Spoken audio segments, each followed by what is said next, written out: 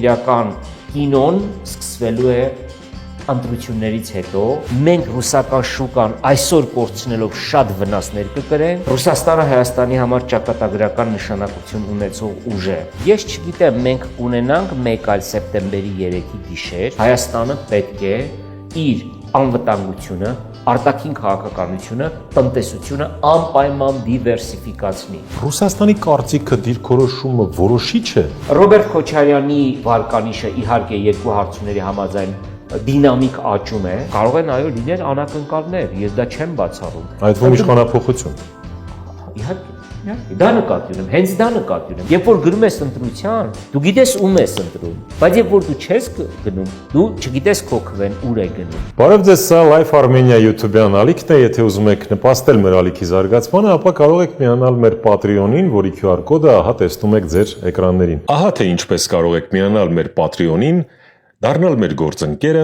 աջակցել մեր հաղորդումներին եւ լինելով հովանավոր նպաստել նորանոր նախագծերի իրականացմանը։ Մեծ սիրով ներկայացնում եմ մեր այսօրվա հյուրին լրագրող Անի կենտրոնի հիմնադիր Թաթուլ Հակոբյան, բարով եք եկել։ Շնորհակալ եմ հրավերի համար։ Մենք էլ ենք շնորհակալ։ Դերևս վերջին օրերի ամենաթոփային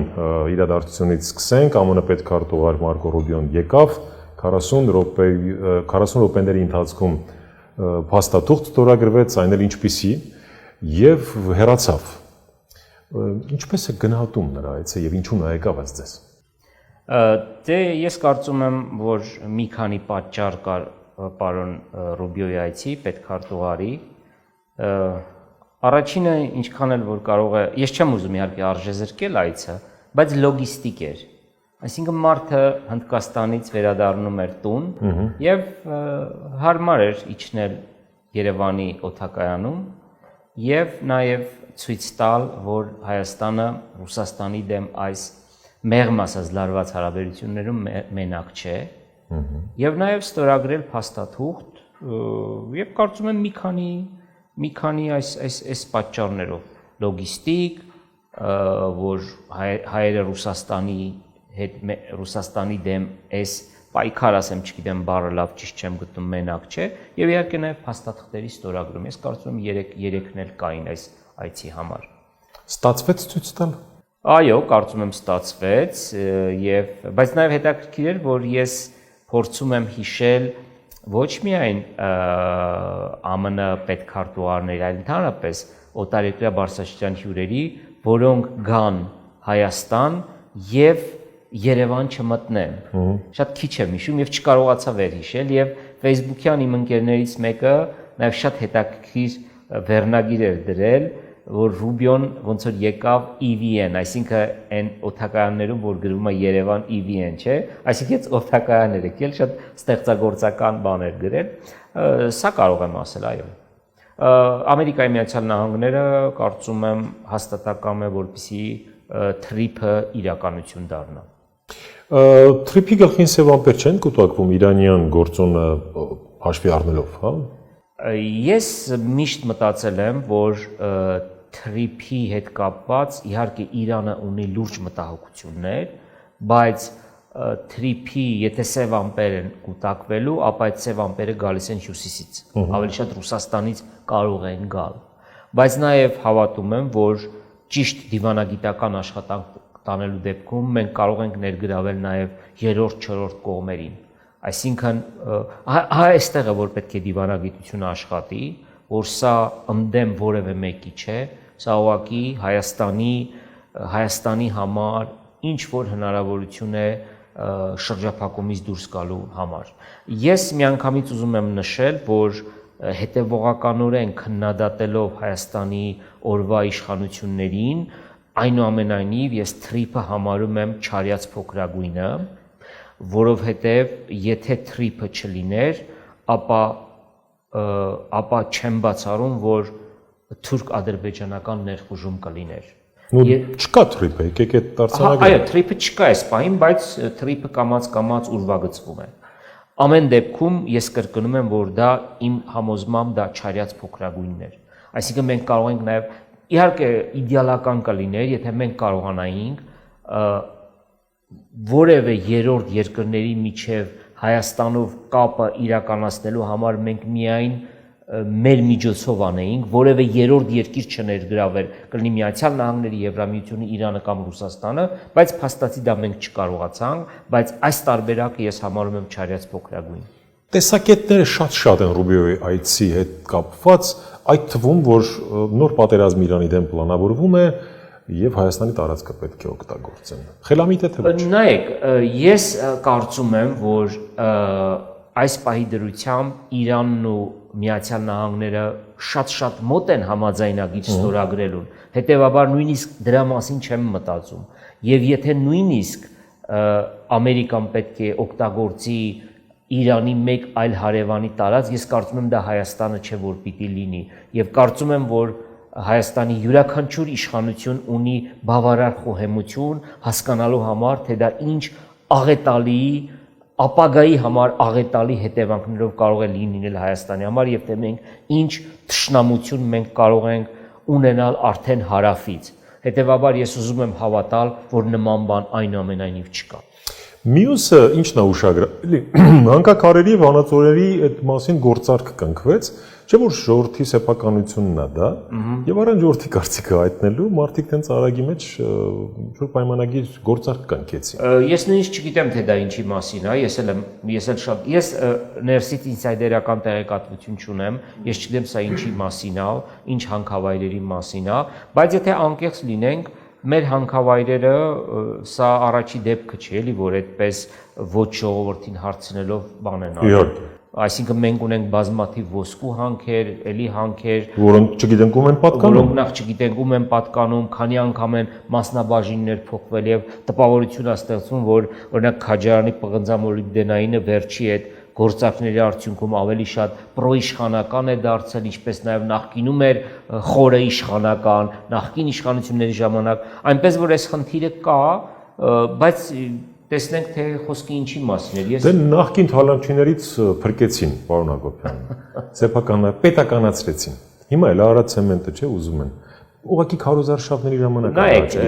ընդհանրապես, եթե մենք խոսում ենք եվրոպական արժեքների մասին, եվրոպական արժեքների մեջ ամենակարևորագույնը դա սեփականության իրավունքի բանն է, որ դա սրբություն է ուղղակի։ Գերիրավունք է։ Այո, եթե դու ուզում ես նորմալ պետություն դառնալ եւ այս քարոզարշավի ընթացքում այդ հնչող այդ բաները մտահոգիչ են, բայց հուսամ որ կմնան քարոզարշավի տրամաբանության շրջանակներում, որտեվ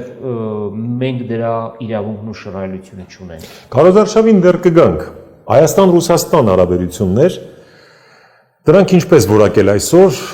քանզի Ռուսաստանի շարունակում են սպառնալիքներ, հա, եկեք իրեր իրենց անուններով կոչենք, սպառնալիքներ հնչեն, Անվտանգության խորհրդի նախագահի տեղակալի դեմս պարոն Մեդվեդևի շուրթերից,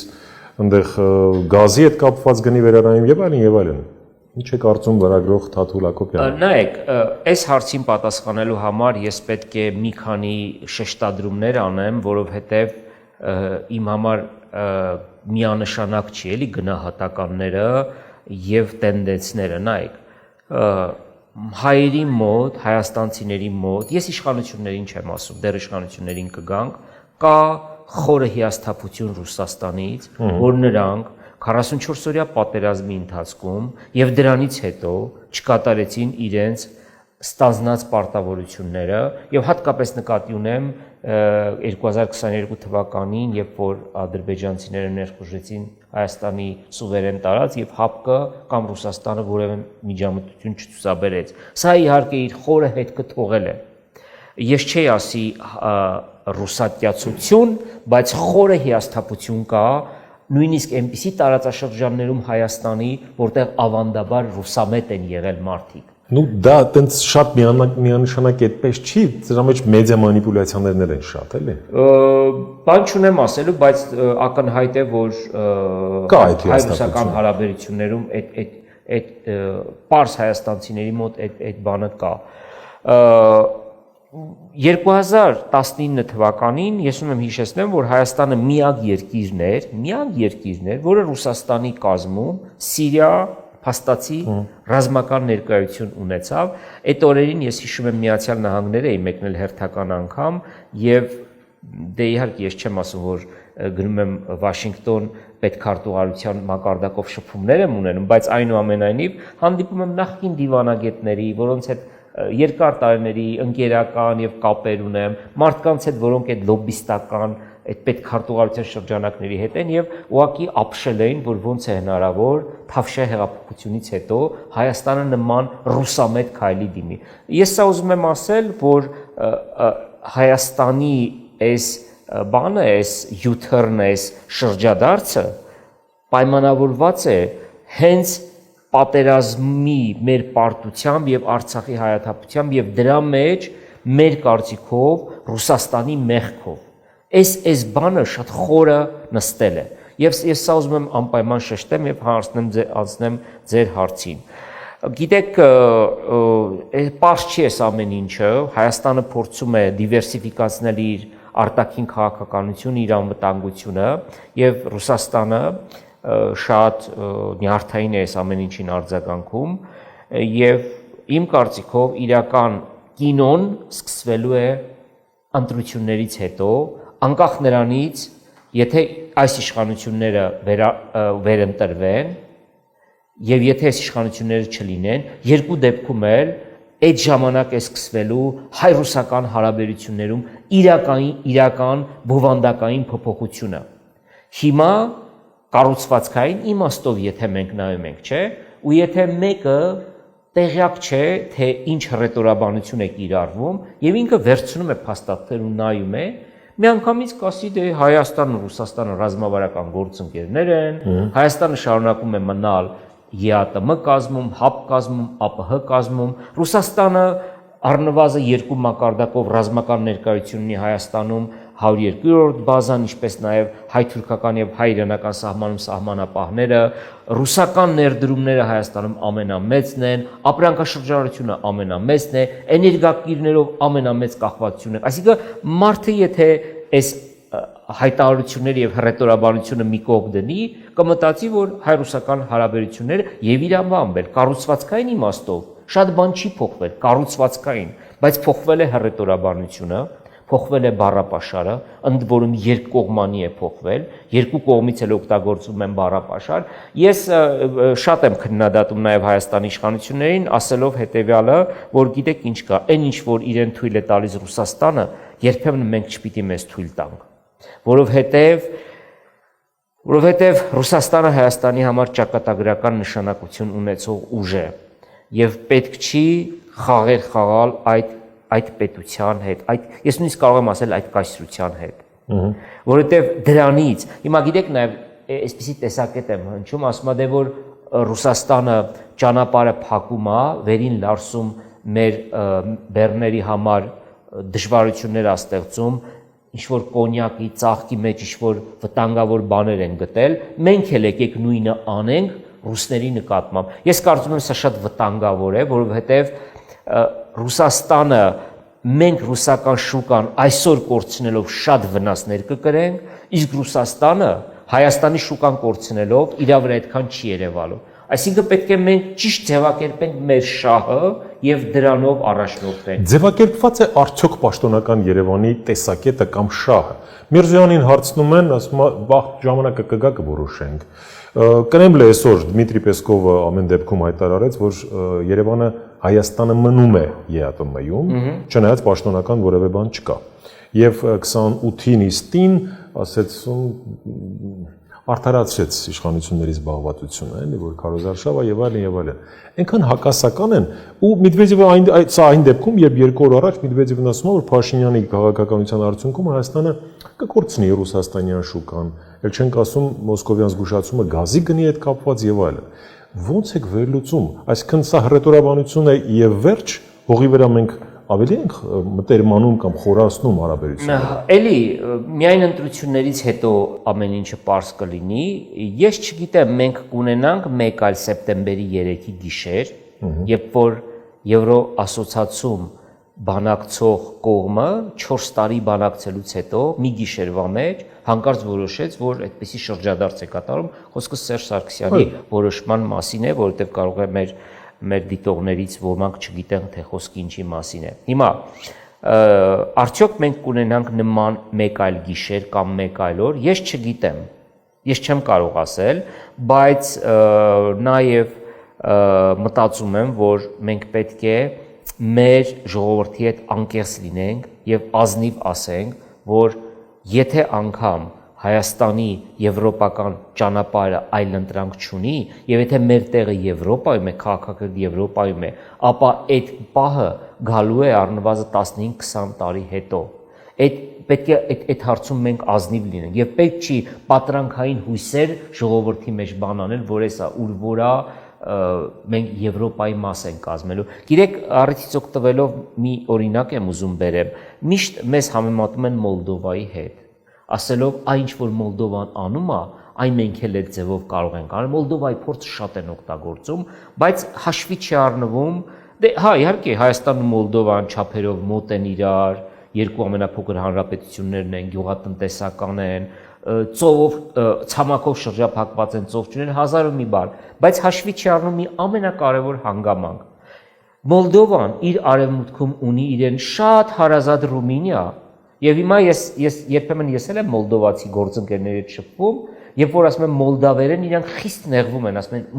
մոլդավերեն չկա, դա ռումիներեն լեզուն է։ Այսինքն իրենք ունեն իրենց արևմուտքում մի ամբողջ սահմանի երկայնքով Ռումինիա, որը իրանց համար շատ հարազատ է։ Մենք մեր արևմուտքում չունենք այդպիսի պետություն, ավելին ունենք Թուրքիայի նման մի պետություն, որը Հայաստանի անկախության հռչակումից ի վեր մեծ շրջափակման է ենթարկում։ Մենք սկի հյուսիսում չունենք Ռումինիա։ Իհարկե, եւ ոչ միտեղ մենք չունենք Ռումինիա։ Ուզում եմ ասել, որ համեմատություններ բերելիս միշտ պետք է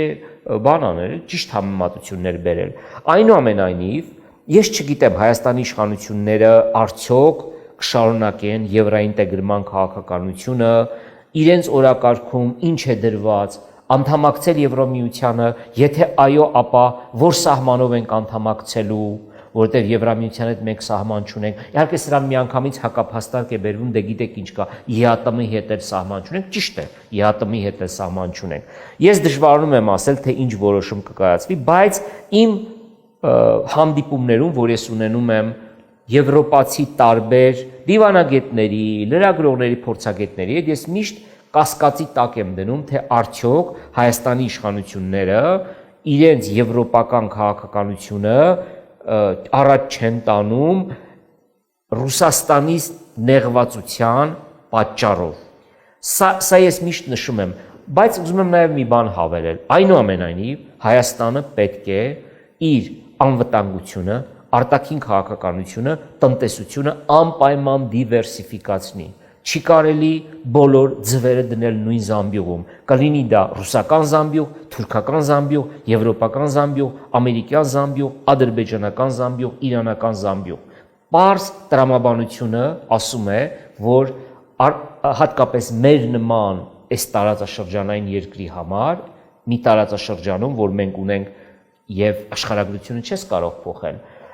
դու պետք է կարողանաս դիվերսիֆիկացնել քո քաղաքականությունը, քո արտաքին քաղաքականությունը, քո անվտանգային քաղաքականությունը եւ բոլոր քաղաքականությունները։ Հնարավոր է սա, այստեղ պետք է աշխատի դիվանագիտությունը։ Դե գիտեք, այդ ձեր ասած ռետորաբանության մակարդակում այն էլ ոնց ենք դիվերսիֆիկանում։ Մակրոնն է գալիս, առավոտները վազում է, հետո միջև այդ Վենսը եւ այլն, հա, ասենք, չգիտեմ, արևելյան ուղղություն են զարգացնում, հետո Հնդկաստանից մեկը Ռուբիոնա ձեռքի հետ մտնում, մի հատ սուրճ խմում։ Ռուսաստանի հետ կարծես այտենց իրար միս են ուտում, բայց հողի վրա ավելի շատ է ապրանքաշրջանառությունը։ Չգիտեմ, ստեղ ինչ է կատարվում, հիմա դուք կասեք, բայց ես ուզում եմ վերադառնամ ձեր շատ կարևոր մի մտքի, այսինքն դուք չեք բացառում, որ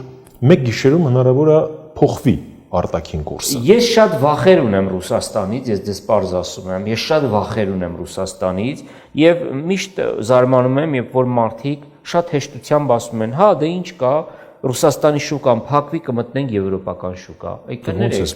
Կներեք, դա գիտեք ինչ կա։ Չէ, այն որ մենք պետքա դիվերսիֆիկացնենք եւ օրինակ մեր կոնյակը նաեւ Եվրոպայում վաճառենք, դա վիճելու թեմա չի։ Հա, բայց իրատեսական չի, արգելի Թաթուլ։ Չէ, նաև լավ աշխատանքի դեպքում նաև կարող է իրատեսական լինել։ Իսկ վրացիք իրանց գինին չկարողացան։ Դե օրինակ,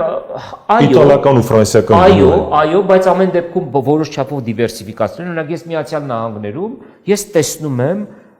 խոշոր սուպերմարկետներում հայկական գինի չեմ տեսնում, բայց տեսնում եմ վրացական գինի։ Նաև Մոլդովան է կարողացել, ելի չեմ ուզում Մոլդովայի օրինակը բերել, բայց քանի որ այս դեպքում իմ կարծիքով ճիշտ է, Մոլդովան է ճիշտ է ասում, սա թիրախային աշխատանք է, որը հետևողականորեն պետք է արվի։ Այսինքն մենք պետք է մեր տնային աշխատանքը ճիշտ կատարենք, բայց ոչ մի դեպքում ես համաձայն չեմ, որ մենք հայ-ռուսական հարաբերությունները հեշտությամբ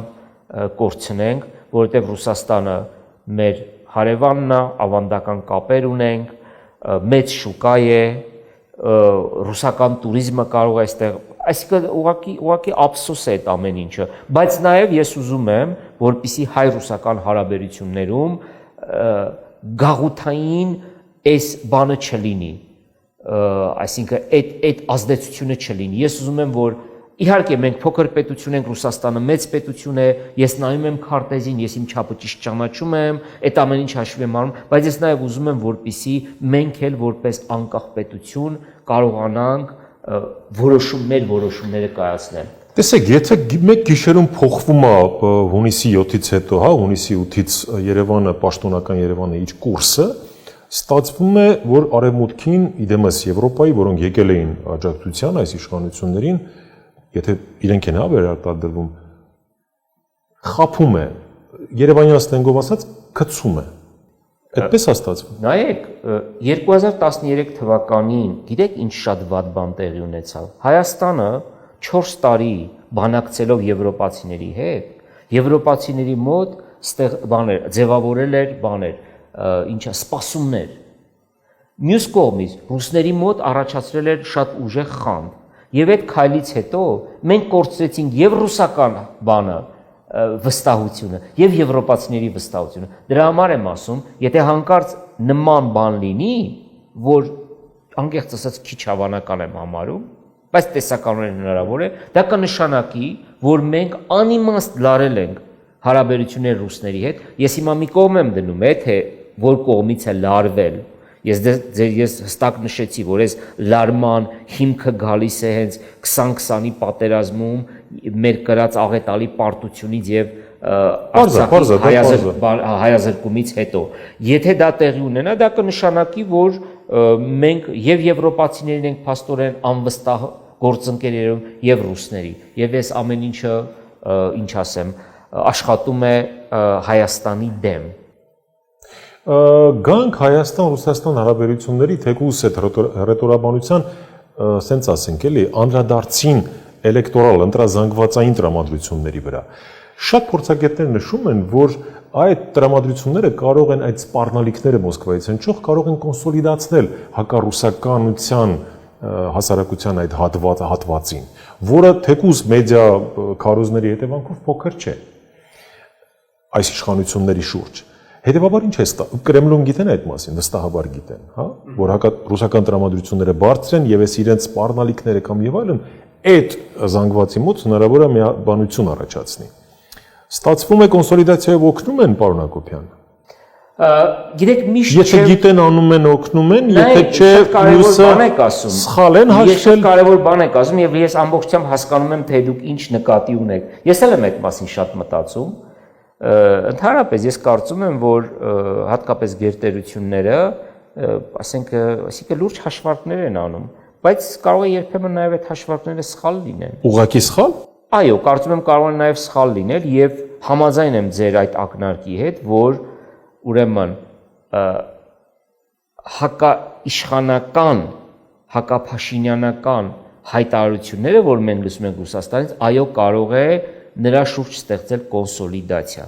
Դա կարող է լինել։ Հիմա ռուսները դա չեն հասկանում, կարծում եմ հասկանում են, ինչու են անում, դժվարանում եմ ասել։ Շատ կուզենայի այդ հարցը պարոն Պուտինին ես անձամբ տալ, հետաքրքիր թե իրենք ինչ պատասխան կտային, բայց դա կա։ Մյուս կողմից եկեք նաև մյուսը քննարկենք, երբ որ ուրեմն Ռուսաստանը վերին Լարսից հետ է ուղարկում, ասենք բեռնված, ենթադրենք բանը, ծաղիկները, գյուղմթերքը։ Հիմա այդ մարդիկ, այդ ուրեմն բիզնեսի տերը, նրա աշխատողները եւ այս ամեն ենթակառուցվածքը հիմա իրանք ում են մեղադրելու են Նիկոլ Փաշինյանին եւ գնալու են իր դեմ քվյարկեն եւ ընդդեմ հոգուտ ընդդիմության, թե հակառակը, չգիտեմ, էս էլ է շատ վիճելի բան, այսինքն նրանք ինչ են անելու, որն է լինելու նրանց ռեակցիան։ Ես ինձ եմ հարց տալիս, ինչ կլներ իմ ռեակցիան, եթե ես ապրանք բարձած մեքենայով գնում եմ Ռուսաստան, ռուսները ինձ հետ են տալիս, ասում են, ինչպես մեր բեռնատարի վարորդներն են լրատվամիջոցներին ասում, գնացեք ձեր Փաշինյանին ինչ-որ բաներ հարցրեք։ Չգիտեմ իմ ռեակցիան ինչպիսին կլիներ, անկեղծորեն դժվարանում եմ ասել, բայց շատ մտահոգ եմ այս իրավիճակով, շատ մտահոգ եմ, որովհետև մենք կարող ենք լուրջ կորուստներ կրել եւ Հայաստանի կառավարությունը պետք է պատրաստ լինի առաջիկայում, եթե լինեն նման արգելքներ, նման սանկցիաներ, օգնել հայ գյուղացուն, հայ արտադրողին, հայ արտահանողին։ Ռուսաստանի կարծիքը դիրքորոշումը որոշիչ է Հայաստանի առհասարակ ընտրազանգվածի տրամադրությունների վրա, ում է պաշտպանում, ընդդիմության օրինակ այս կամ այն առաջնորդին տեղ տալիս է թե ոչ, ինչ վերաբերմունք ունի։ Դե կարծում եմ Ռուսաստանը ակնհայտորեն աջակցում է Սամվել Կարապետյանին։ Որտեղ է այդ ակնհայտությունը։ Պարոն Պուտինի խոսքից։ Պարոն Պուտինի խոսքից դա բան է, դա չէ, հիմա ես դրա մեջ ինչ որ նույն ձևով ես կարող եմ նաև ասել, որ օրինակ պարոն Վեսնել աջակցում է Նիկոլ Փաշինյանին։ Ֆիդանն էլ աջակցում, բոլորն էլ աջակցում են, արևմտյան կողմը։ Ես մի քանի անգամ գրել եմ, ձեր տաղավարում էլ կարող եմ ասել, Նիկոլ Փաշինյանին աջակցում են հայ ընտրողների մի մեծ հատված, Ամերիկան, Եվրոպան, Ադրբեջանը եւ Թուրքիան։ Սա բաց գաղտնիք է։ Սրա մասին ինչ ասեմ, սրա մասին բոլորը գիտեն։ Հիմա, բայց նաև ես չեմ տեսել, որ Ռուսաստանի համար Նիկոլ Փաշինյանը գոնե միջ այս 8 տարիների ընթացքում եղել է անտանելի Հայաստանի ղեկավար, որին պետք է ամեն ձևով իշխանությունից հեռացնել, դա էլ չեմ տեսել, դա էլ չեմ նկատել։ Հետևաբար կդժվարանամ ասել, ժամանակը ցույց կտա։ Էլի կրկնում եմ, կինոն սկսվելու է ընտրություններից հետո եւ հուսանք, որ happy end կունենանք։ Այդ որն է։ Այդ բան էլի երջանիկ ավարտ։ Չէ, տարկմանեցիք, բայց որ դեպքում է դա։ Դե ես շատ եմ մտահոգ Ռուսաստանը։ Հիմա պատկերացնում եք, օրինակ, չգիտեմ, Քոչարյան ատիացները ասեն իմ happy end հասկանան Քոչարյանի ընտրությամբ օրինակ։ Չէ, ես չեմ ուզում կենտրոնանալ անհատների վրա, որովհետև անհատները, պետության ղեկավարները գալիս գնում են, ես պետության դիրքից եմ խոսում։ Ես երբ որ խոսում եմ հայ-ռուսական հարաբերություններից, ես չեմ խոսում Պուտին-Փաշինյան հարաբերություններից։ Ինձ համար շատ կարևոր է, որ Հայաստանը չտուժի այս ամեն ինչի արդյունքում։ Ինձ համար բացարձակապես կարևոր չի, թե որևէ պետական կամ քաղաքական գործիչ սրանից կտուժի։ Կարևոր է, որ Հայաստանը, հայ արտադրողը, հայերը չտուժեն այս ամեն ինչի, սա է։ Պարոն Հակոբյան, happy end ասել կուզեք հետընտրական ոչ բախումներ։ Այո, մի իրավիճակ, երբ որ մենք կվերադառնանք նորմալ, ուրեմն կոնստրուկտիվ երկխոսության ռուսների հետ։ Սա նկատի ունեմ։ Առաջնահերթությունը ամեն դեպքում Մոսկվան է։ Դե գիտեք ինչ կա, մեր կապերը այնքան խորն են Ռուսաստանի հետ։ Հիմա ուզեմ չուզեմ, գիտեք ինչ կա, դիվանագիտության հիմքում չի կարելի դնել ցանկությունը, որ ես սա եմ ուզում։ Գիտեք, ես էլ շատ բաներ կարող եմ ուզել, բայց դու դիվանագիտություն երբ որ վարում ես, դու պետք է հաշվի առնես մի քանի կոմպոնենտներ, այդ երկիրը որտեղ է գտնվում, այդ երկրի հետ դու ինչ կապեր ունես, ինչ առևտրային շրջանառություն ունես, ինչ կազմակերպությունների մաս ես կազմում, այս ամեն ինչը պետք է հաշվի առնել։ Ես իհարկե կարող եմ քննադատել, ասել, որ օրինակ Հայաստանի ԵԱՏՄ լինելը ճիշտ չի Հայաստանի համար։ Եվ իրոք, ես կրկնում եմ, ես միշտ եմ ասել, որ Հայաստանը պետք է լիներ չեզոք նեյտրալ պետություն։ Ինչպիսին օրինակ, դրա լավագույն օրինակ ինձ համար Ուզբեկստանն է։ Դրա մասին Հայաստանում գրեթե չի խոսվում, բայց ըստ էության, Բայց Ուզբեկստան, պարոն Ագոպյան։ նայեք, Ուզբեկստանը միակ ԱՊՀ կարող եմ ասել երկիրն է, որը կարողացել է այնպես դիվերսիֆիկացնել իր արտաքին, անվտանգային եւ բոլոր քաղաքականությունները, որ ինքը կարողացել է եւ Արևմուտքի հետ, եւ Ռուսաստանի հետ, եւ Չինաստանի հետ ունենալ բավականին լավ հարաբերություններ։ Ես դա եմ ուզում։ Всё, ուզբեկներից պետքա սովորենք։ Բոլորից պետքա սովորենք, բոլորից պետքա Մենք սովորել չենք սիրում, մենք ամեն ինչ գիտենք։ Նայեք, ես մի քանի օր առաջ Թբիլիսիի օդակայան էի գնում եւ երբ որ տեսա այդ ճանապարհը, ես ամաչեցի, որ մեր օդակայան տանող ճանապարհը անցնում է այդ խայտարակ այդ բանով, էլի։ Այո, մենք վրացիներից սովորելու բան ունենք։ Ես դες ավելին ասեմ, երբ որ ես առաջին անգամ Թուրքիա գնացի, ես իհարկե մեծ շոկ եմ ապրել, որտեվ ես դաստիարակվել էի, որ թուրքը դե թուրք է, էլի, բայց ես որ օրինակ իմացա տեսա, որ այդ երկրում կա 32 միջազգային օդակայան, իսկ մեր օդակայանն են նախկին են հիններ, ես հասկացա, որ ունեմ նաև թուրքերից սովորել։ Մենք բոլորից պետք է սովորել ու բոլորի լավը պետք է բանա ներդնել, բերել այստեղ։ Ես այդպես եմ մտածում։ Գանք Քարոզարշավին, որը իր sense բանի գագաթնակետին է աստիճանաբար մոտենում, դուք վերջերս մի գրառում արեցիք, եթե դեմ չեք անդրադառնանք։ Իհարկե։ Ձեր թույլտվությամբ ասեմ, ուրեմն համաձայն այդ սոցհարցման տվյալները հրապարակեցիք, ԿՊ-ն առաջին տեղում է համաձայն այդ հարցման, Սամվել Կարապետյանը երկրորդ, Ծառուկյանը երրորդ։ Ուրեմն Ռոբերտ Քոչարյան, որին եւս համարում են ընդդիմադիր երրորդ ուժը, որը կանցնի խորհրդարան, չկար։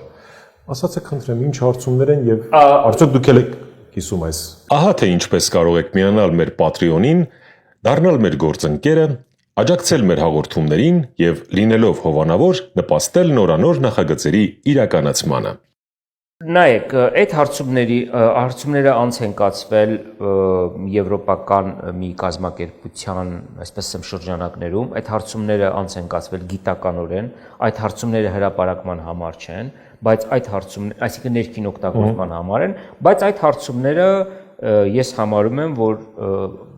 սոցիոլոգիական հարցումներին այդ բոլոր չափանիշները պահպանվել են։ Եվ այո, ես ուղղակի մեջբերել էի վերջին տվյալները, եւ եթե կարող եմ նաեւ ուղղակի տոկոսներով ասել, վերջին 2 անգամ ենք անցկացրել։ Եթե հին չեն, համեցեք։ Չէ, հին չեն, 2 անգամ։ Այսօր է գնալու եթեր մեր հաղորդումը։ Այո, նայեք, 2 անգամ է այդ հարցումը անցկացվել, մեկը մոտավորապես 1.5 ամիս առաջ, մեկը մոտավորապես մի 15 օր առաջ եւ արդեն արդյունքները մի քանի օր առաջ մենք ունեցել ենք եւ ըստ այդ հարցումների ես հուսամ, որ ինձ չեն թիրախավորի, որովհետեւ ես մեջբերում եմ ընդհանրապես այդ հարցումների արդյունքները եւ ես կարծում եմ այդ հարցումները շատ ավելի ճշգրիտ են, քան վերջի ամերիկյան այո այդ բանը հանրապետական ինստիտուտի այդ հարցումները։ Այդ հարցումների նկատմամբ ես խորը վերապահություններ ունեմ։ Բայց գանք սրան, ըստ այդ հարցումների, առաջին հարցումների համաձայն Նիկոլ Փաշինյանը ստանում էր 37%, երկրորդ անգամ հարցումների ժամանակ այդ տոկոսը իջել է 34%։ Երկու դեպքում էլ երկրորդ տեղում Սամվել Կարապետյանն էր, որը հետ է մնում Նիկոլ Փաշինյանից, բայց ակնհայտորեն առաջ է մյուս ընդդիմադիր ուժերից 13%-ի սահմաններում, բայց այստեղ քանի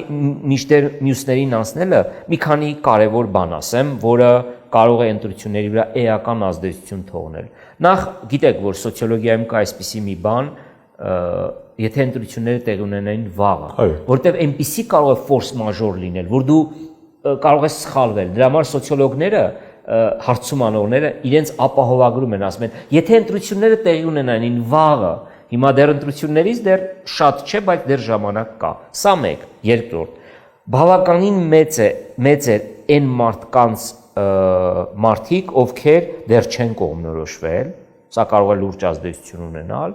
Բավականին մեծ են այն մարդիկ, ովքեր չեն ուզեցել ասել, թե ում են իրանք ընտրելու, եւ երրորդ, մենք չգիտենք երկքաղաքացիներ գալու են, բերելու են, դե գիտեք, հիմա շատ է խոսվում այն մասին, որ հատկապես Սամվել Կարապետյանն է պատրաստվում Ռուսաստանից բերել, ես չգիտեմ բերելու են, թե չեն բերելու, կամ եւ քանի որ այս թեման բացվել է, մի հատ էլ հետաքրքիր բան ձեզ ասեմ։ Մի քանի օր առաջ իմ բարեկամներից մեկը Մոսկվայից եկել էր եւ ասացի ինչքան ես մնալու, ասես դե ընտրություններին կմասնակցեմ կգնամ ու ես միանգամից մտածեցի, որ ինքը Սամվել Կարապետյանի համար է եկել։ Եվ ու ասեց ինքը մի տեխնացուի անուն, որը չանցնող է։ Ուզում եմ ասել, որ շատ եւ ով է ասել, որ օրինակ Ռուսաստանից եկողները նաեւ Փաշինյանի համար չեն քվեարկելու։ Ով է ասել։ իհարկե։ Այսինքն բայց ամեն դեպքում նայած թե ինչքան մարդ է գալու, սա էլ կարող է որոշակի ազդեցություն ունենալ։ Հիմա երրորդ տեղում Գագիկ Ծառուկյանն էր, որը առաջինում 8% էր, երկրորդ մեր այդ հարցումները, որ ես հողում եմ անում, իջել էր 6.5%։ Հիմա չգիտեմ Անդրանիկ Թևանյանի հետ կապված այս բաները ինչպես կազդեն, բայց ակնհայտ է, որ Ծառուկյանը անցնելու է խորհրդարան։ Ռոբերտ Քոչարյանի վարկանիշը իհարկե երկու հարցումների համաձայն դինամիկ աճում է, եւ ես չգիտեմ արդյոք այդ ուժը կկարողանա 8%-ի շեմը հաղթահարել։ Օգտվելով առիթից ձեր եթերում ուզում եմ նաև ասել հետևյալը. Ինչքանով որ հետևում եմ, Ռոբերտ Քոչարյանի թիմը բավականին լավ քարոզարշավ է իրականացնում, զուտ քաղաքական քարոզարշավ է իրականացնում, եւ ժամանակին ես ճանաչել եմ Ռոբերտ Քոչարյան կուսակցական գործիչ, նոմենկլատուրային գործիչ, Ռոբերտ Քոչարյան պետական գործիչ, Հայաստանի նախագահ, այս ընտրություններում ես տեսա Ռոբերտ Քոչարյան քաղաքական գործիչ։ Ռոբերտ Քոչարյանին առաջին անգամ տեսա փողոցում եւ այդ հարմոնիան իր ու փողոցի արհեստական չէր։ Ինձ դա, ինչ ասեմ, բավականին զարմացրեց,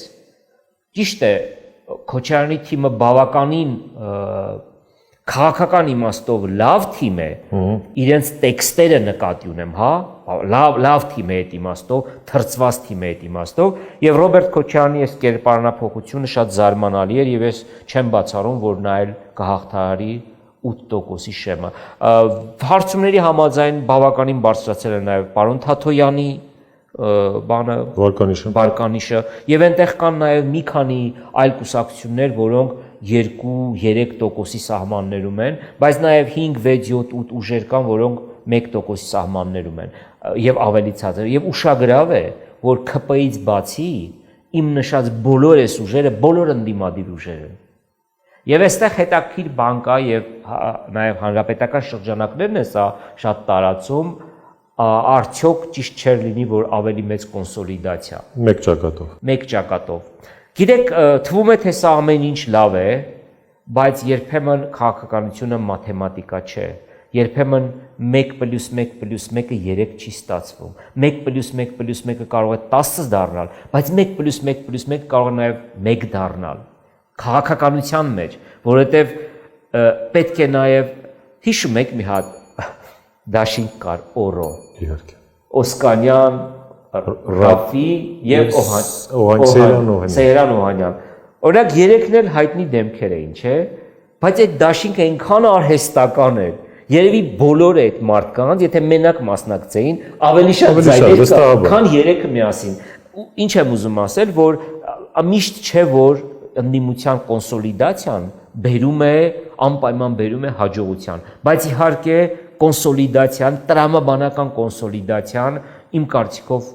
շատ կարևոր է։ Դուք նաև գրառման մեջ նշել եք, որ անակնկալներ չեք բացառում, որ լինեն։ Իհարկե չեմ բացառում։ Այո, անակնկալներ ինչ առումով։ Այն առումով, եթե ընտրությունների գիտեք ինչ կա, նայեք, Նիկոլ Փաշինյանի ընտրողների թիվը այնքան հավատարիմ մարդիկ են, հիմա այդ մարդկանց ինչ ուզում ես դու ասա, ինչ ուզում ես ասա, նույն ձևով ես ոչ մեկին չեմ թիրախավորում եւ իրավունք էլ չունենք, որտեղ բոլորը մեր քաղաքացիներն են։ Հիմա տեսեք, ովքեր որ գնում են Նիկոլ Փաշինյանին ձայն տալիս, ընդդիմությունն ասում են ներողություն 1000 զոմբիներ են, նույն ձևով ովքեր գնում են ընդդիմությանը ասում են ռսաստրուկներ են։ Երկուսն էլ շատ վիրավորական են, բայց մի կարևոր հանգամանք կա։ Այն մարդիկ, ովքեր գնալու են Նիկոլ Փաշինյանին ձայն տալու, իրենք արդեն որոշել են։ Իրենք արդեն կան։ Ու եթե ընտրությունների մասնակիցների թիվը 50%-ից ավելի լինի, այդ դեպքում կարող են լինել անակնկալներ, 60%-ի դեպքում անակնկալը ավելին կլինի 70-ի դեպքում ավելին 80-ի դեպքում ավելին եւ Հունգարիայի փորձը ինչքան բարձր այո Հունգարիայի փորձը երբ որ 80% դա սարսափելի մեծ թիվ էր 80 ահա այդ պայմաններում էր որ Օրբանը պարտություն կրեց իշխող ուժը որ 16 տարի իշխանության էր սա ես նկատի ունեմ անակնկալներ եւ չնայած արևմուտքի բացահայտ աջակցությանը այո իհարկե ուրեմն տեսեք եւ եթե լինի շատ մեծ մասնակցություն այդ դեպքում կարող են այո լինել անակնկալներ ես դա չեմ բացառում այդ ո՞մ իշխանափոխություն իհարկե դա նկատի ունեմ հենց դա նկատի ունեմ այո հենց դա նկատի ունեմ կամ մի իրավիճակ որ Փաշինյանի դիրքերը շատ թուլանան դրա համար նրանք ովքեր ասում են դե մեզանից բան կախված չի չէ կախված է գնացեք եւ ընտրություն կատարեք ընտրեք ում ուզում եք մենք իրավունք չունենք եթերներից ասենք գնացեք Փաշինյանին ընտրեք կամ Փաշինյանին մի ընտրեք Կարապետյանին կամ ոչ Կարապետ մենք ես դրա իրավունքը չունեմ բայց ես կուզենամ ասել որ մեր քաղաքացիները գնան ընտրության որովհետեւ եթե չգնա մեկա դուք ընտրում եք եւ 5 րոպե ժամանակ տրամադրեք եւ գնացեք ընտրություն կատարեք իմ կոչը իմ խորհուրդը չափազանց կարևոր բան եք ասում միևնույն է դուք ընտրում եք չգնալով ընտրության այո չգնա իսկապես կարևոր հենց չգնալով եք դուք ընտրում երբ որ գրում ես ընտրության դու գիտես ում ես ընտրում X տեխնացումին ես դու բայց երբ որ դու չես գնում դու չգիտես քո քվեն ուր է գնում այդ իմաստով չափազանց կարևոր է եւ ընդդիմությունը այստեղ շատ կարևոր աշխատանք ունի կատարելու մոբիլիզացնելու բնականաբար իշխանություններն են աշխատում հիմա ես տեսնում եմ մարդիկ ովքեր ասում են որ Նիկոլ Փաշինյանը գերազանց քարոզարշավ է իրականացնում ես դրա մասնագետը չեմ որովհետեւ այն ինչ որ իմ համար կարող է լինել անընդունելի օրինակ այդ տոնը որ ինքը խոսում է այդ բառապաշարը որ օգտագործում է չէ իմ համար իհարկե անընդունելի են բայց գիտեք ինչ կա ես միջին վիճակագրական հայի կերպար չեմ ոչ էլ դուք միջին վիճակագրական հայի կերպարը հասկանալու համար դու պետք է փողոցը հասկանաս եւ գուցե Նիկոլ Փաշինյանը փողոցը լավ է հասկանում կարծում եմ լավ է հասկանում եւ նրա տարերքը հենց փողոցում է եւ դրա համար է նաեւ այդ բառապաշարը օգտագործում այնքան սիրուն եք ասում բայց եկեք միևնույնն է քննադատենք այդ ռիտորիկան չէ դրա մասին խոսք չկա ես ազնավուրը չիչավ 60-ականների Ֆրանսիայի մակարդակին էլ բարձրացրեց չէ դրա մասին խոսք չկա հետեւաբար եկեք քննադատենք եւ խնդրենք պահանջենք հորդորենք ով ուզում է լինի բարձրացնի փողոցային թեկուզ կուլտուրան եւ միանշանակ բարամթերք ավելի ես ասում եմ փողոց ես փողոցային բառը նկատի չունեմ փողոցը նկատի ունեմ ուլիցա իմաստով որտեղ շատ բան է որոշվում հա ես ռուսերեն բառը հատուկ որտեղ երբ որ մենք ասում ենք փողոցային նկատի ունենք վատ արարք հոլիգանական արարք հա միանշանակ ես իմ բոլոր գրառումներում երբ որ պարոն Փաշինյանը օգտագործում է ոչ պարկեշտ բառապաշար անպայման դա ասում եմ որ դա ինչ որտեղ ես գիտեք ինչ կա ես ընդդիմության բառապաշարը էլի անընդունելի եմ համարում եթե ոչ կոռեկտ է բայց ընդդիմությունը իրավունք ունի ինչ որտեղ բայց իշխանությունը ինքը պետք է լինի էտալոնը ինքը պետք է լինի ցուցիչը որ ինչպիսին չպիտի լինի շատ ճիշտ եք ես այդ իմաստով իհարկե այստեղ խոսակցություն չկա բայց մենք ունենք մի երկրի ղեկավար որ այդպիսին է հիմա ինչ անենք մի կարևոր հանգամանքի էլ անդրադառնանք չնայած շատ չտարածվեց Վլադիմիր Պուտինը Ռուսաստանի Դաշնության նախագահը ստորագրել է մի օրենք համաձայն որի այլ օտար երկրներում իրենց քաղաքացիների հանդեպ ոտնձգության պարագայում իրենց զորքերը կարող են միջամտել մենք ունենք այստեղ Ռուսաստանի բազա ռուսական եւ հնարավոր էսպիսի ռիսկեր տեսնում եք արդյոք հետընտրական զարգացումների համատեքստում նայեք հետընտրական իհարկե միշտ էլ սպասելի է հիմա վախենալու բաներ չասեմ բայց վերլուծաբանները երբեմն բան են անում խտացնում են գույները ընդཐུպ ռուսական տանկերը կարող է մտնել նայեք ընդհանրապես երբ որ մենք խոսում ենք հետընտրական մենք ապրել ենք մի երկրում որտեղ ամեն ընտրություններից հետո հետընտրական բան է լինում այնպես որ ինչ 96 թվականին չի եղել 2003-ին չի եղել 2004-ին չի եղել մարտի 1 չի եղել 2013-ին չի եղել այսինքն մենք ունեցել ենք հետընտրական միշտ զարգացումներ ես կարծում եմ հետընտրական գործընթացներ կարող են լինել եթե Նիկոլ Փաշինյանի հնարավոր հաղթանակը համոզիչ չլինի համոզիչ չլինի, բայց եթե այն թվերը, որ իշխանությունները պատկերացնում են, եթե այդ թվերով իրենք կարողանան, նայեք, Նիկոլ Փաշինյանի նախորդ ընտրությունը 21 թվականի ընդդիմությունը ճանաչել է։ Այո։ Նույն Ռոբերտ Քոչարյանն այլ ընդդիմադիրներ ասել են, որ այո, մեր ժողովուրդը գնացել եւ իրեն ընտրել է։ Այդ դրա համար Հետընտրական չեղավ։ դրա համար հետընտրական չեղավ, որտեղ մարդիկ եւ ես էլ եմ համաձայն, անկեղծորեն ես Նիկոլ Փաշինյանին ձայն չեմ տվել, բայց ես ընդունում եմ, որ այո, մարդիկ գնացել են Նիկոլ Փաշինյանին ձայն տվել։ Հիմա եթե այս անգամ էլ մարդիկ գնացին եւ Նիկոլ Փաշինյանին ձայն տվեցին, ես կարծում եմ հետընտրական պրոցեսներ չեն լինելու։ Եթե լինեն հետընտրական պրոցես, մենք արդեն կարող ենք խոսել հեղաշրջման մասին կամ օտար միջամտության մասին։ Դրա մասին ենք մենք խոսում, բայց ես հուսամ, որ ամեն դեպքում, գիտեք, Հայաստանը հետխորհրդային այն հանրապետություններից է, որը խուսափել է քաղաքացիական բախումներից։ Այո, մենք ունեցել ենք հետընտրական պրոցեսներ, ցավոք ունեցել ենք մարտի 1, բայց ամեն դեպքում մենք քաղաքացիական բախումներ չենք ունեցել, ի տարբերություն նույն Ադրբեջանի, նույն Վրաստանի, Տաջիկստանի եւ այլ երկրների, հուսամ, որ Հայաստանը անպայման կխուսափի եւ իշխանությունները այստեղ եւ ընդդիմությունը խոհեմ կլինեն եւ մեր պետականությունը եւ կդողան պետականության վրա, որովհետեւ պետականությունը, Հայաստանի անկախությունը, պետականությունը վեր է ամեն ինչից։ Հաղորդման վերջաբանն է մի քանի բլից հարց, որոնք տարողունակ են, բայց կխնդրեմ հնարավորինս ամփոփ։ Եվ այսպես, ինչ է ձեզ համար հայրենիքը։ Հայրենիքը հողն է, որի վրա ես ապրում եմ, հայերենն է, որով խոսում եւ մտածում եմ, եւ այդ հողի վրա արարում եմ, սա է իմ համար հայրենիքը, սա է։ Ինչպիսի Հայաստան եք տեսնում 10 տարի անց։ Ուզում եմ տեսնել Հայաստան, որտեղ մարդիկ կկարողանան մեկ շարքով հերթ կանգնել։ Ես շատ անպագորգոր բաներ չեմ ուզում ասել, որովհետև կարծում եմ դրանից է սկսում ամեն ինչ, մեկ շարքով հերթ կանգնել ու ինչ-որ մեկը դուրս չգա, երկրորդ շարքը բռնի։ Հայաստան, որտեղ բանավեճի ժամանակ մարդիկ իրար կլսեն, խոսքի լավ կուլտուրա կլինի, այս պարզ բաներն եմ ուզում, որովհետև եթե այս պարզ բաները մենք չսովորենք, մենք չենք կարողանալու,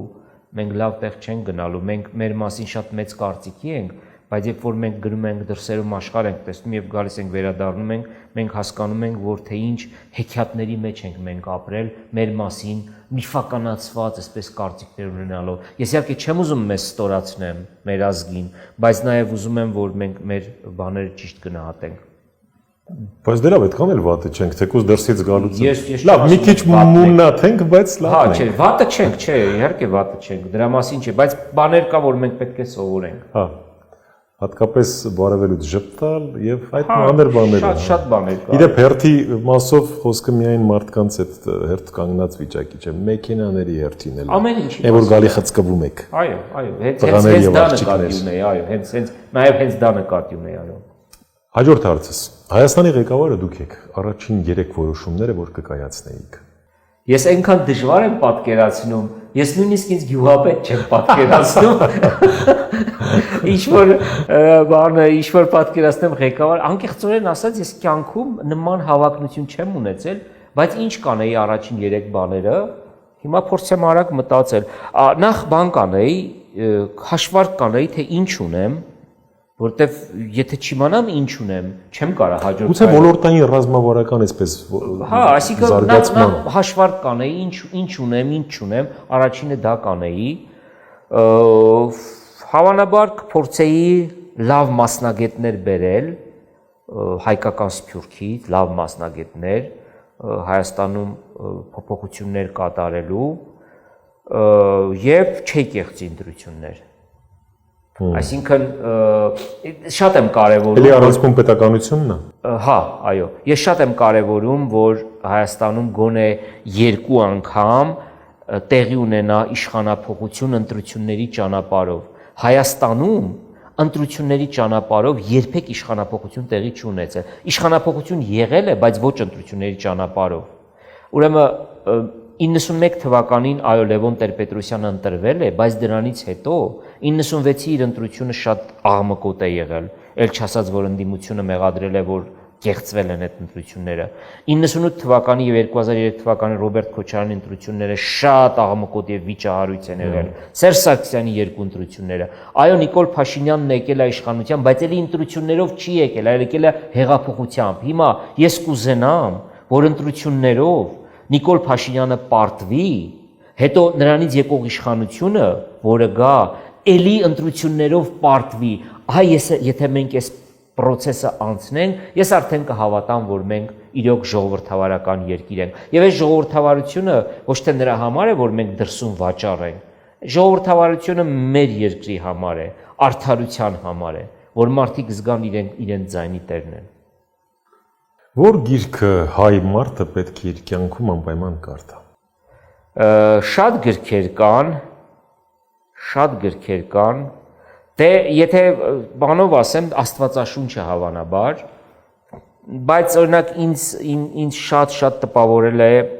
Ռայմոնդ Գևորգյանի Հայոց ցեղասպանություն գիրքը, մեր լավագույն հետազոտողներից, արխիվագետներից եւ հայոց ցեղասպանության մասնագետներից է։ Այդ գիրքը բազմաթիվ լեզուներով է թարգմանվել, ես անգլերենով եմ կարդացել, 1000 քանի էջ է, երբ այդ գիրքը ես կարդացի, իմ աչքի առաջ տեսա, թե ինչ է տեղի ունեցել ցեղասպանության ժամանակ եւ ափսոսացի, որ չափսոսացի, բայց ասացի, որ ես գիրքը որ կար, ինչի ես մի 100 հատ ցեղասպանության մասին գիրք եմ կարդացել, այս մի գիրք կկարդայի, բայց ցավոք այդ գիրքը վերջերս է հրատարակվել մի քանի տարի առաջ, շատ հավանեցի այդ գիրքը եւ խորհուրդ կտամ մարդիկ կարդան։ Իդեպ այս մասով երկու բառ կարող ենք իմանալ ձեր կարծիքը իշխանությունների, հա, Փաշինյանական ռեժիմի վարած քաղաքականությունը ցեղասպանության մասով։ Ես ամեն օր եմ քննադատել Հայաստանի իշխանություններին, կողմ լինելով հայ-թուրքական հարաբերությունների հաստատմանը, այն ժամանակ, երբ որ այդ մասին այնքան էլ բան չէր ողջունում, ես միշտ կողմ եմ եղել, բայց այն քայլերը, որ անում է պարոն Փաշինյանը, ես կարծում եմ դա, ասենք, Արագած Արարատ այդ հակադրությունը, ասենք, չգիտեմ, բանը խոր վիրապ այնպես նկարել, որ Արարատը չերևա, մեզ թվում է, որ թուրքերը դա գնահատելու են, թուրքերը դա համարելու են մեր թուլության նշան, թուրքերը դա չեն համարում մեր կողմից բան զիջողական քայլ, իրենք համարում են մեր թուլության նշան, եւ ես կարծում եմ, որ այստեղ մենք սխալներ ենք թույլ տալիս, բայց միանշանակ ես կողմ եմ հայ-թուրքական հարաբերությունների հաստատմանը, բայց դա չպիտի լինի ամեն գնով, չպիտի լինի ամեն գնով, շատ բան կարող եմ ասել, դետալային փոքր դրվագային բաներ կարող եմ ասել, օրինակ, եթե ես լինեի Նիկոլ Փաշինյանի կողքը, երբ որ ինքը Էրդողանից գիրք էր նվեր ստանում, գիրք նվեր ստանալը այնքան նորմալ բան է։ Եթե Էրդողան ինձ էլ գիրք նվիրի, ես էլ կվերցնեմ, ես էլ իրեն գիրք կնվիրեմ։ Ես չեմ ուզում այստեղ հրեշացնեմ բան անեմ, էլի, բայց եթե ես լինեի պարոն Փաշինյանի կողքին, ոչ թե կասեի կրծքից սեղմի ու նկարվի իրան հետ, այդ գիրքը կասեի պարոն Փաշինյան, տվեք ինձ, ես կվերցնեի, եթե լինեի օրինակ իր օգնական, իր կողքին լինեի, հա, եւ թող իրենք նկարվեն։ Բաներ կա, որ ես չեմ հավանում։ Ուղղակի համարում եմ անտեղի զիջում։ Այ եթե իմանայի, որ դրանից մենք մեր պետականության հետ կապված ինչ-որ կարևոր հարց ենք լուծում, որովհետեւ գիտեք, դա էլ քաղաքականություն է, երբ որ դու հանուն պետության, օրինակ Հայաստանի Հանրապետության հիմնադիր հայրերը 18-20 թվերին այդ շրջանը, քանի որ ես շատ եմ ուսումնասիրել եւ իմ 3 մասանոց ֆիլմերից 3-րդ մասը շուտով արդեն հասանելի կլինի YouTube-յան ալիքում, ես գիտեմ, թե ինչ ստորացուցիչ պայմանների են գնացել, բայց գնացել են հանուն պետականության, պետության վրա դողացել են, բայց որոշ դեպքերում ես կարծում եմ այդ շատ այդ բաները, այդ ծնկի գալը, այդ մեջքը կռացնելը հակառակորդի մոտ ուրիշ բան է ստեղծում, որ մի հատ էլ իրան խփենք։ Հատկապես թուրքերի։ Որն է երջանիկ լինելու ձեր բանաձևը։ Ապրել այն տարածքում, որ քեզ հոգեհարազատ է, ընտանիքում ունենալ նորմալ հարաբերություններ, լավ երեխաներ եւ առավոտից իրիկու աշխատել։ Ես շատ պարզ բաներ եմ ասում, ես շատ մեծ բաներ չունեմ։ Աստծուն տեսնեիք, ինչ կասեիք։ Կասեի շնորհակալություն, որ ինձ ստեղծել ես, որովհետեւ ես երջանիկ մարդ եմ, որովհետեւ 8 միլիարդ մարդ կա այս աշխարհում, ու դրանցից մեկը ես եմ։ Դա մեծագույն երջանկություն է։ Դուք պատկերացրեք, ամեն մարդ մտածի, որ ինքը չէր ծնվի։ Ու ես, գիտեք, միշտ ինչ եմ մտածում, միշտ վերևից եմ նայում մոլորակին, հատկապես այն մեծ հրապարակներում, որ հատկապես մահմեդական երկրներում, երբ որ հազարավոր մարդիկ սենց գնում գալիս են, բան, ասում, բայց մարդու կյանքը արժեք չունի, էլի էս ինչ է կատարում, եւ ես շատ ուրախ եմ, որ Աստված ինձ ստեղծել է, եւ կասեի շնորհակալություն, որ ինձ ստեղծել ես։ Իսկ որ հենց հայ եք ծնվել։ Լավ հարց է, կուզենայի այլաց ծնվել, չէ, կուզենայի հայ ծնվել։ Եվ ուրախ եմ, որ հայ եմ ծնվել, ուսումնասիրում եմ մեր պատմությունը, մեր դառը պատմությունը, շատ ուրախ եմ, որ հայ եմ ծնվել։ Բայց շատ եմ կարևորում մարդ լինելը։ Հայ լինելուց առաջ ես կարևորում եմ մարդ լինելը։ Բայց շատ ուրախ եմ, որ հայ եմ, եւ ավելի շատ ուրախ եմ, որ հայերեն եմ խոսում։ Գիտեք, որովհետեւ ինձ համար, երբ որ ասում են որն է հայի ինքնությունը, identity-ին, մեկն ասում է կրոնն է, մեկն ասում է, չգիտեմ, եկեղեցին է, մեկն ասում է հազար ու մի տարբեր բաներ են ասում։ Իմ համար հայ լինելու բանը դա իմ լեզուն է, որով ես մտածում եմ եւ խոսում եմ։ Վերջին հարցս, ինչից եք ամենից շատ վախենում։ Պետականության կորստից։ Պետականության կորստից, որովհետև բազմաթիվ տեղերում եմ ասել եւ այս տեղեր ուզում եմ կրկնել, որովհետև ձեր լսարանում առաջին անգամ եմ վստահ եմ, որ տարբեր լսարաններ, տարբեր մարդիկ են YouTube-յան ալիքները դիտում, որոնք բազմազան են Հայաստանում։ Գիտեք, աշխարհում կա 6000 ազգ եւ ազգություն, բայց միայն կա 200 պետություն։ Եւ Հայաստանը եւ մենք այն երջանիկներից ենք 200, որ ունի պետականություն, ունի պետություն, եւ մենք միշտ պետք է այդ պետության վրա դողանք, իմանանք, որ հանկարծ պետականությունը չկորցնենք, այդ դրանից եմ միշտ վախեցել։ Ինչու եք այդքան կարևորում, լավ, սենց արտահերթ վերջին հարցել։ Որտեղ վախ ունեմ պատմությունից, ինչու է կարևոր պետությունը, պետականությունը։ Որտեղ պետության եւ պետականության մեջ է հնարավոր պահել քո այդ ձեր այդ հարցի պատասխանը կուզենայիք հայ լինել, որտեղ միայն ազգային պետության մեջ, երբ որ ասում եմ ազգային, նկատի չունեմ ազգայնական, ազգայնամոլական, էլի, national բառը նկատի ունեմ, հենց այդ պետության մեջ դու կարող ես քո ինքնությունը ամբողջովին պահպանել, ուրիշ տեղ չես կարող պահպանել, եւ պետությունն է ոչ թե ամենամիակ տեղը, որտեղ դու կարող ես քո ինքնությունը պահպանել։ Դու չես կարող Փարիզում, Գլենդեյլում կամ Սիդնեյում պահպանել։ Դու կարող ես 1-2 սերունդ պահպանել, բայց հավերժ չես կարող պահպանել։ Եվ այդ իմաստով եմ չափազանց կարևորում։ Շնորհակալ եմ։ Ես եմ շնորհակալ։ Սա Life Armenia YouTube-յան ալիքն էր, որի հյուրն այսօր լրագրող Անի կենտրոնի հիմնադիր Թաթուլ Հակոբյանն էր։ Շնորհակալություն նաև ձեզ ուշադրության համար։ Շնորհակալ ենք, որ բաժանորդագրվում եք մեր ալիքին։ Եվ իհարկե շնորհակալ ենք, որ այսքան ակտիվ միանում եք մեր Patreon-ին։ Կհանդիպենք։ Ահա թե ինչպես կարող եք միանալ մեր Patreon-ին, դառնալ մեր գործընկերը, աջակցել մեր հաղորդումներին եւ լինելով հովանավոր նպաստել նորանոր նախագծերի իրականացմանը։